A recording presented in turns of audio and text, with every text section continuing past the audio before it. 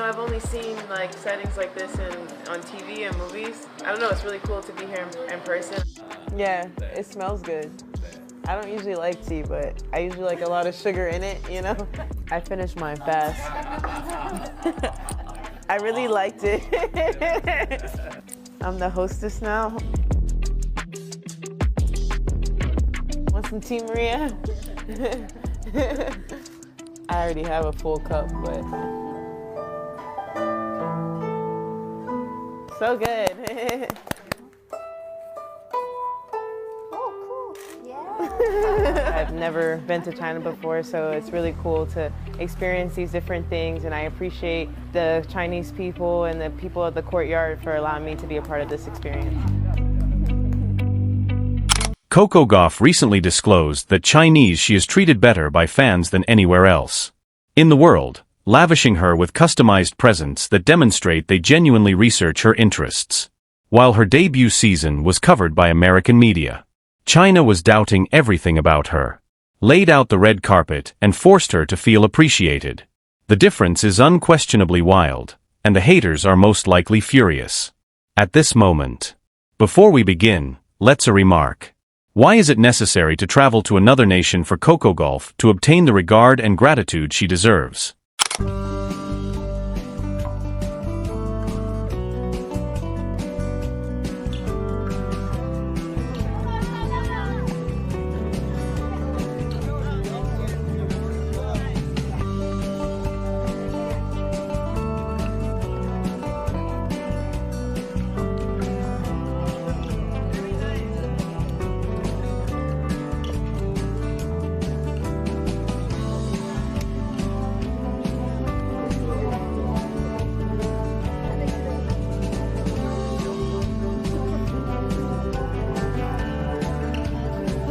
Let's discuss what Coco Gauff truly said, since the details show something really terrible about her handled in various regions of the world. During the China Open, in an interview, Coco was questioned about what remains of the greatest impression when she performs in Beijing. Her answer has nothing to do with the facilities, the winnings, or the degree of competition. According to her, it was the admirers. In particular, she stated that each time she visits China, she departs with more presents than the previous year. Earlier, she stated, and this is crucial, I receive more than in any previous competition. Presents, just like I do in Beijing. Not within the United States, not at Grand Slams, not at esteemed competitions in Europe, China. She feels most at ease there. Recognized and acknowledged as both a person and an athlete.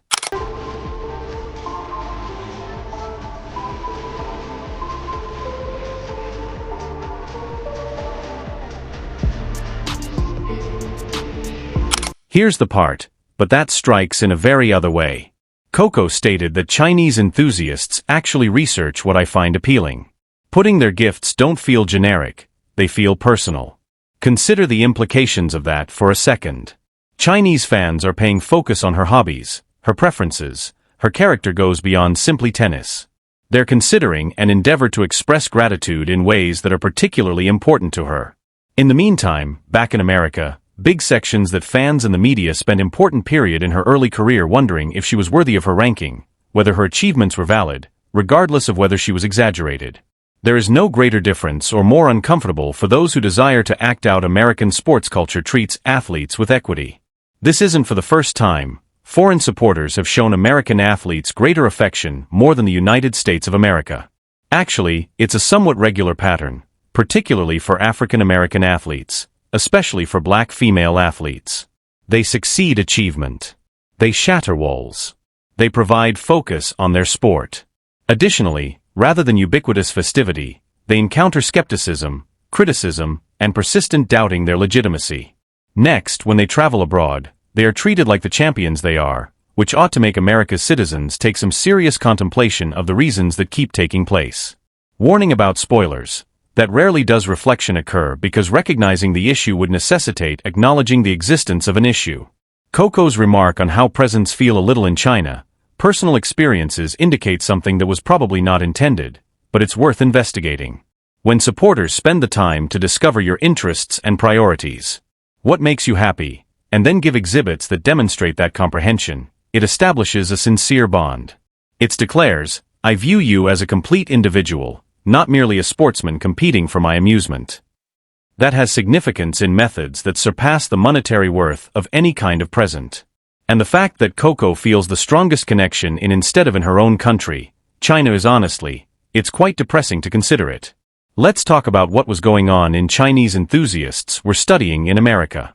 What Coco enjoys in order to provide her with considerate presence. Tennis media in the United States was composing thought pieces regarding whether she was prepared for the strain of being highly regarded. The commentary sections were replete with people doubting her mental fortitude.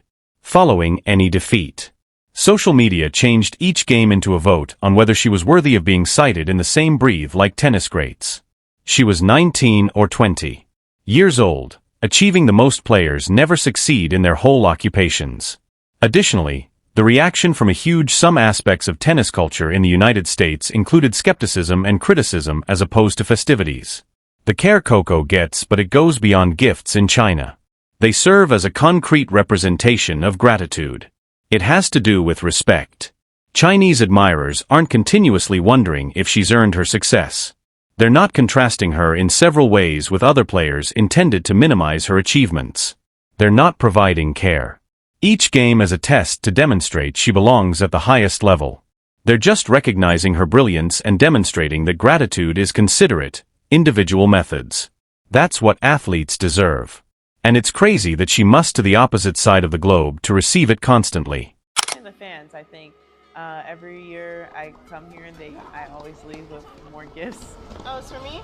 Yes. Oh, so nice. Thank you. In no other tournament I get as many gifts as I do here in Beijing, so I think the fans always leave the best impression for me, and they really study like what the things I like. So I think that's why it feels a bit personal. Now, some people will unavoidably react responding to this by stating, well, Chinese fans are simply incredibly passionate about Asian tennis enthusiasts are renowned for presenting gifts to famous people. Of course, cultural background is important here, but let's not act as though that's the entire narrative. In particular, Coco stated that she receives more presents in Beijing than anywhere else. Another competition. She performs around Europe, in Australia and other Asian countries. Beijing is unique. Chinese supporters stand out, and the cause of their uniqueness is due to the unique personal nature of their gratitude, which Coco specifically stated. This isn't only passion for culture. This is real. Careful acknowledgement of her identity as an individual. The situation's irony is especially acute considering how frequently American sports fans and media discuss about encouraging our athletes and American pride in relation to global rivalry. Where was everything? That encouragement and pride when Coco was encountering persistent skepticism and criticism early in her professional life? Where was the sincere gratitude for her achievements? Where were the individuals?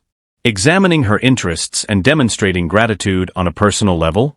They were too preoccupied to wonder if she was sufficiently resilient mentally, whether her ranking was exaggerated, if she could manage pressure. Chinese admirers were apparently those who were genuinely backing an athlete from the United States while Americans were busy destroying her. This pattern goes beyond Coco. Of course, Serena Williams endured decades of disdain, racism and scrutiny in American tennis while being honored worldwide as one among the all-time great athletes. Japan was represented by Naomi Osaka, however was partially reared in America, encountered cruel treatment by the U.S. media and admirers who helped her mental health issues. Perhaps Simone Biles, the best gymnast in history, received condemned for putting her mental health first throughout the Olympic Games. The pattern is reliable. Black female athletes attain remarkable achievement. America reacts with doubt and disapproval. Fans from other countries display real gratitude. After then, Americans receive perplexed as to why these players don't feel more encouraged at home. Coco's Chinese fans' revelations are also intriguing from a commercial and marketing viewpoint. She wears Nike. Athlete with significant endorsement contracts, and China is undoubtedly a huge market for sports-related brands. The reality that she has such a deep emotional bond with Chinese admirers increase her worth as a marketing presence in that area. In the meanwhile, American tennis, the establishment took a long period, doubting her authority because they maybe reduced her marketability at home. Astute business plan. Without a doubt. Nothing shouts grow the sport like continuously undermining your young stars until they feel more valued in other nations. The particular reference that fans research my interests is especially instructive, since it shows a degree of care and attention that transcends mere fandom. These individuals aren't only attending watch tennis and then disregard the players later on. They are admirers who listen to interviews, adhere to social media, discover personalities and passions, after which translate that knowledge into significant actions of gratitude. That is the type of fan interaction that every athlete ought to have this experience. Moreover, to be honest, it's embarrassing that Coco has to travel to China in order to regularly obtain it. Let's discuss what this says as well. Regarding the condition of tennis in America culture in general. In America, tennis has always had challenging connections with class and race. The game has historically connected to money, privilege, and primarily white involvement. When gamers enjoy Coco Gauff and the Williams sisters attain enormous success, they confront the connections and compel the tennis organization to face its own prejudices. The answer to that problem has frequently been opposition, doubt, and condemnation as opposed to joy. Chinese admirers who lack the same racial burden from the past in American tennis players can just enjoy quality without being overly complex. Context is interfering. The moment of Coco's remarks is also noteworthy. After winning, she said these things. The China Open at a time when she was engaging in some of the greatest tennis of her professional life. She exuded confidence, prosperous and feeling good about herself game. And during that triumphant moment when questioned what makes the greatest impression, she responded by saying that she felt valued and appreciated by Chinese admirers in the manner she doesn't encounter somewhere else. That isn't a fleeting remark. That's a significant comment concerning her strongest emotions encouraged and valued as a sportsman in individual. The detractors of the title references are most likely experiencing a challenging moment with Coco's remarks because they make an uncomfortable veracity. All the critiques, all the skepticism, all of her inquiry's legitimacy and mental fortitude, none of that was genuinely about assisting her or being constructively critical. It was only negativity. Coco also discovered more assistance and gratitude in China, compared to she did from substantial chunks of tennis culture in America. That isn't a fantastic appearance for everyone who invested effort destroying her while seeming to be concerned about tennis in America. On further perspective, it is worthwhile to investigate what this implies for the internationalization of sports and tennis in general. Athletes increasingly have alternatives about where to base yourself, which events should be given priority, and which markets to concentrate on developing their brands. If Coco feels more valued and encouraged more in China than in America, that influences choices regarding where to spend time, which sponsors to collaborate with, and how to distribute energy and resources. The presumption that Americans' athletes will prioritize things instinctively. American consumers and markets are becoming more antiquated, particularly when those American media outlets and fans treat them less favorably than foreign viewers do. The intimate character of the Coco's mentioned gifts are also worth highlighting because it demonstrates a degree of regard for her humanity. She's not merely a robot that plays tennis and exists to offer amusement. She is an individual, with preferences, likes, interests, and dislikes. Chinese admirers understand that and express gratitude in ways that recognize her entire humanity. Contrast that with the way American sports athletes are frequently portrayed by the media as goods or amusement items instead of individuals. The distinction is glaring, and it's understandable that Coco observes and values the former more than puts up with the latter. The circumstance also demonstrates how societal global connectivity and media have altered the fan-athlete dynamic. Chinese admirers can follow Coco on social media. View her interviews, and discover her hobbies, and interact with her as an individual in ways that weren't feasible several years ago. They are making use of that access to establish sincere relationships and demonstrate gratitude in considerate ways. Some American fans, meanwhile, utilize that same opportunity to question, criticize, and destroy. The two groups share the same available resources and data. They're making radically divergent decisions regarding how to put them to use. The reality that Coco stated explicitly that this pattern obtains stronger every time she visits Beijing is important as well. It doesn't happen just once. Anything or an anomaly. It's a reliable pattern in which Chinese fans are still demonstrate a growing sense of gratitude and consideration. That consistency matters since it implies Coco may rely on that respect and assistance, which isn't something she seems to be able to rely on in every market. Consistency of support has a significant impact on sportsmen dealing with the fluctuations of competitive athletics. Looking at the broader context of Coco's career, this revelation concerning Chinese fans comes after she's already achieved considerable achievements, including Grand Slam championships. She's proven all she must demonstrate about her self-capacity, her resilience, her preparedness for significant events.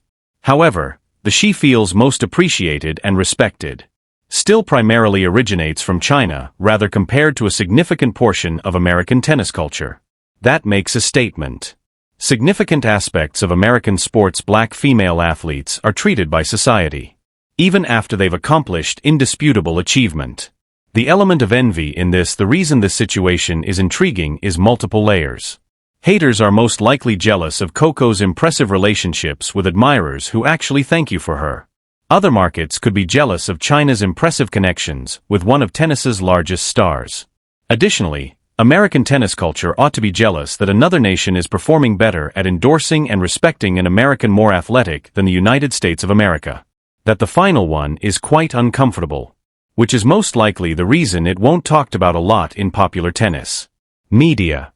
Additionally, this relates to bigger discussions regarding athletes feeling secure, encouraged, and appreciated.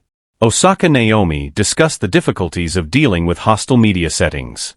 Biles Simone talked about the strain and absence of she experienced support. Coco is now disclosing where she feels most valued in China. Black women are the unifying factor. Athletes receiving greater respect, encouragement, and people in locations other than American sports culture and media. That pattern ought to cause serious contemplation, but it very likely won't, thus that reflection would be awkward. Thus, Coco Gauff receives Chinese fans are viewed more favorably than tennis culture in her own nation, which is so touching and embarrassing for the United States. If this provided you have something to consider, so hit that for more, click the like and subscribe buttons. Let go a remark. Why do sports in America culture struggle so hard to just recognize and encourage its own black female athletes who don't always skepticism and criticism?